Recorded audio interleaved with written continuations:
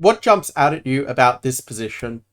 This position comes from a game between Magnus Carlsen against the World Championship challenger Gukesh in the 2024 Super United Blitz tournament. And something you might notice is that we have these competing pawn majorities, white on the king side, black on the queen side. But how do we actually turn that into a win? This is where Carlsen's play can come in handy. Now, maybe you're thinking of playing a move like rook f4, trying to swing the rook around this way, or maybe king g3, the king is a fighting piece in the endgame. Those moves are perfectly fine, but Carlsen went for the move of rook ad1. I think you could say these moves are pretty similar in strength. And you can see that Gukesh is trying to get his own majority rolling. He wants to try and turn it into a passed pawn. That's where the value of the majority comes in. And Carlsen's next move is quite creative. You might like to think about, how you would deal with Black's plan and, exercise that prophylactic muscle. So, well done. And by the way, if you can pause the video if you need more time to think about it. But well done if you found the move of rook a4. The idea is that after a6 and rook to a5, we ask Black this little question of how he's going to defend the pawn. If you play c4, then this square becomes weak and d5 becomes weak. But b5 is not risk-free either. This structure is not so easy to advance effectively. My play is move a4, just trying to, again, get at those weaknesses. Like, one weakness by itself is not going to win the game. But if you add a few additional weaknesses, like this pawn being a bit weak, this one a bit weak, well, then you might be able to start to create some chances. Now, to Gukesh's credit, he actually defended quite well here, where a lesser player might have started to fall victim to the pressure and the kind of steady build-up by white. But Gukesh plays d4. He realizes, as it's taught in the Indian school of chess, that one of the best ways to defend a difficult position is to try and transform it. And we see here that even though white can try to take a pawn, that in the arising position, Black is going to have quite decent play with the attack here and the passed c-pawn. So this would be quite okay for Black. And if you're enjoying the video so far, do make sure to leave a like and also to consider subscribing to the channel. If you also tap that notification bell and set your notifications to all, this will ensure that you do not miss out on any of my valuable trainings, which, you can enjoy free here on YouTube, of course. After rook c1, c4, maybe you could argue for a move like rook d2 and you're trying to hit this pawn.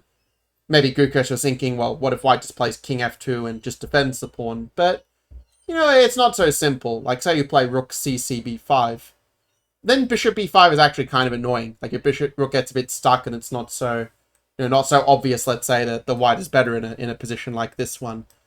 So that's maybe it was a better try for Black, but the game saw c4. He was trying to get his passed pawns moving down the board. b4 might look a bit scary, but it's actually not that big of a deal, because after e3, you're going to be able to get rid of that c-pawn anyway, so they can't really keep the protected passes. So play went ba4, bishop f3, and I've got to say, that from this point, Carlsen makes it look easy. Like, the computer says Black is still fine. But well done if you found the move of rook to c3 here. Not just using the prophylaxis of stopping the best move that the opponent wants to play by far, but also Soviet principle of fixing the opponent's weaknesses in place. It's an interesting question, right? Are these passed pawns a strength or are they a weakness? Well, it kind of depends on how the play continues. Where if Black had gone rook b8 and start to get the rook in to try and get the pawns rolling, I think you could argue that Black has pretty decent counterplay there, and the pawns are probably more of a strength. The way the game played out, though, the pawns started to look a little bit more like a weakness. White's pawn majority is starting to roll down, but Black's also got a passed c-pawn, which definitely we should take seriously as well. And Carlsen going as a little bit of a prophylaxis with bishop e4, just stopping that c2 pawn from advancing so readily. And again, computer will tell you the position is just totally fine for Black. But when you're playing a blitz game, not much time on the clock, it's not about what is the evaluation of the position, but how can we ask the opponent the toughest questions and set them the most problems. And that's what Carlsen does, where at this point, rook c5 maybe just a tiny bit imprecise compared to, say, a5, and try and get your a-pawn rolling in this kind of way, which is what the computer is advising here. Rook c5, of course, is not losing the game by any means either. But, White's got some real ideas. Like, the plan is just go e6, f6, and basically queen a pawn. And Black, needs to be quite precise to deal with this.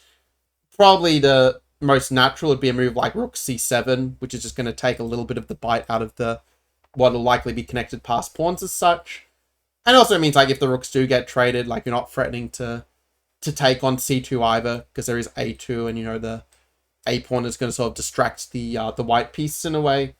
Note, by the way, bishop king d3 is not an answer here to stop rook c2, because black's still going to have this little trick of bishop a4 to get at that rook or the bishop and, you know, clear the pathway for our pawn to queen on a1, as it were. Of course, Carlsen wouldn't have fallen for this, but yeah, this is how black should have played it. After rook c8, though, the difference is that now the pawns are well supported by the rook, and in such a sharp position, that one extra tempo makes such a big difference. The game concluded rook to c6, and, you know, here you probably should just keep it simple and just take the pawn and have a winning advantage, you know, rounding up the pawn this way.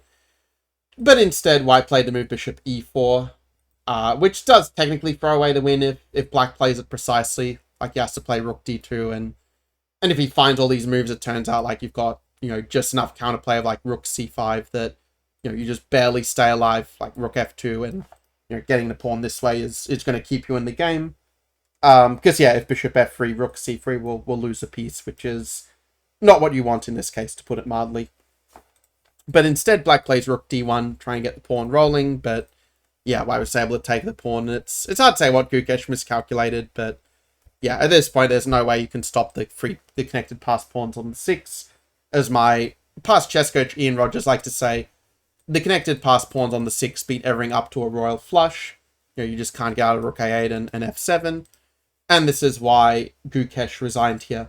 Well, he resigned in a move earlier, technically, but yeah, let me know, like, what was the main takeaway that you got from this video? Like, looking at the position we started with, like, do you sort of see now how white was able to get his pawn majority moving forward and also limit the opponent's strength with their pawn majority at the same time?